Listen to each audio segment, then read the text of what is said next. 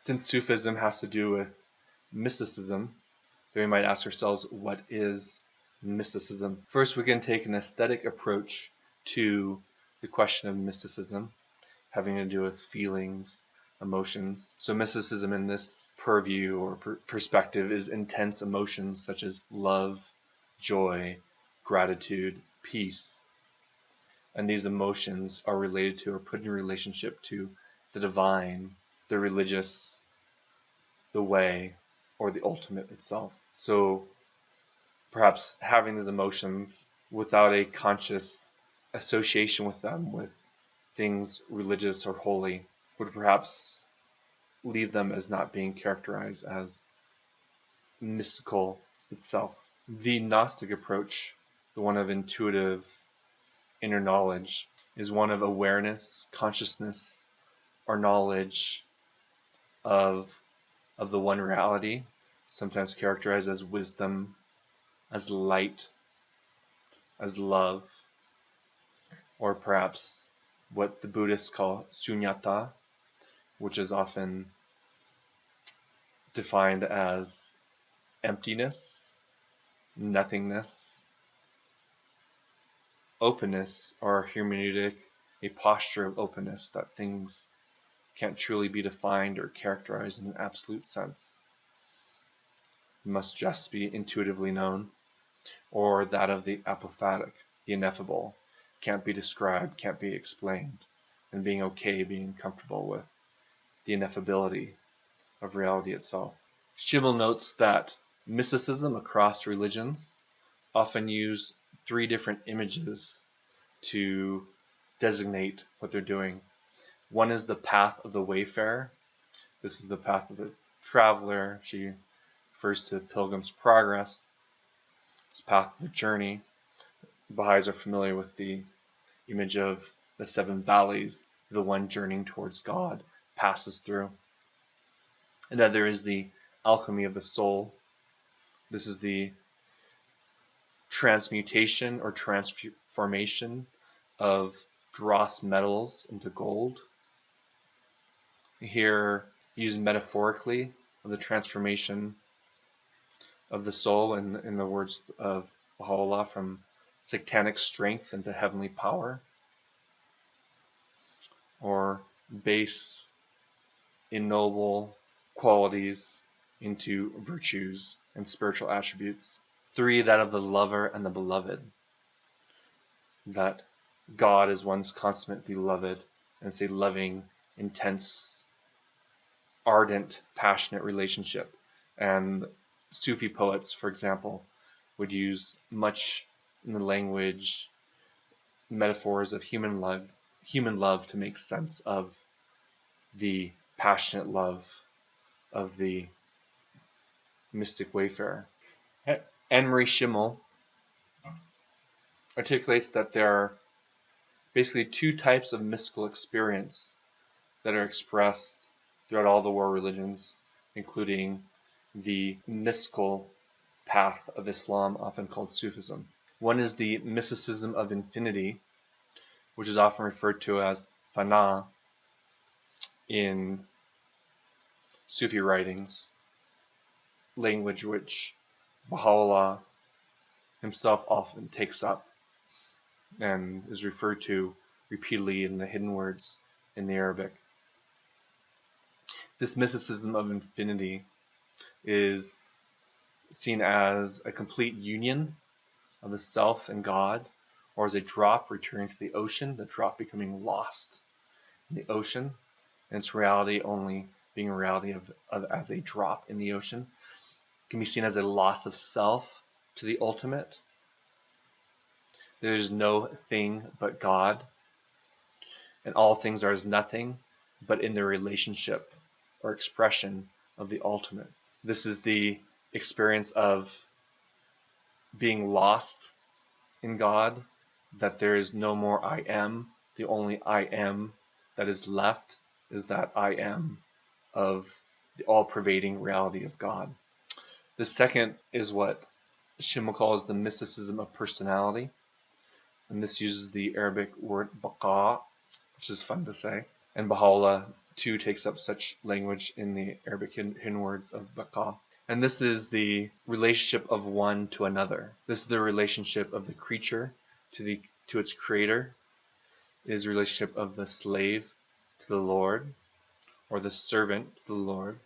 And the word slave, abd, in Arabic is often also translated as servant, both in Islamic as well as in Baha'i context, or that of the lover to the beloved. There's 2, they have an ardent, passionate relationship, but there's 2 in the relationship. The self is not completely lost. The self has reality, but that reality is only significant always in its relationship to its creator, its Lord, its beloved. However, Schimmel makes notes that most mystics don't dichotomously just express one, the mysticism of infinity, or the mysticism of personality, but express both types, not purely one or the other. And many Sufi poets would go back and forth between one sort of metaphorical articulation of this of mysticism and the other metaphorical expression of mysticism. Anne-Marie Schimmel also makes notes that mysticism and mystery, these English words both come from the Greek mayin, which literally means to close the eyes. So there's something about mystery in mysticism. There's something about closing the eyes. How do we make sense of this idea of closing the eyes? To make sense of what this closing the eyes means, I offer my own understanding of the Arabic hidden word, O Son of Light, forget all save me and commune with my spirit. This is of the essence of my command. Therefore turn unto it. This is the Arabic hidden word number 16. And like one finds when reading the Quran in Arabic, there's a play with words and play with sounds, a repetition of sounds, repetition of root words as well in different forms, different formats, by which the reader or hearer is moved, impelled, or encouraged, I believe, to strive to make connections between the different facets of God's creations, or relationship between various spiritual concepts, to try to see, perceive, feel, and understand spirituality in its wholeness. So when we read the hidden words, Kalimat al-Maknuna, in its Arabic, we read, Ya ibn al-Nur, this is the O Son of Light, Insa duni, this is forget all save me, Wa anas bi ruhi, and commune with my spirit. We'll focus on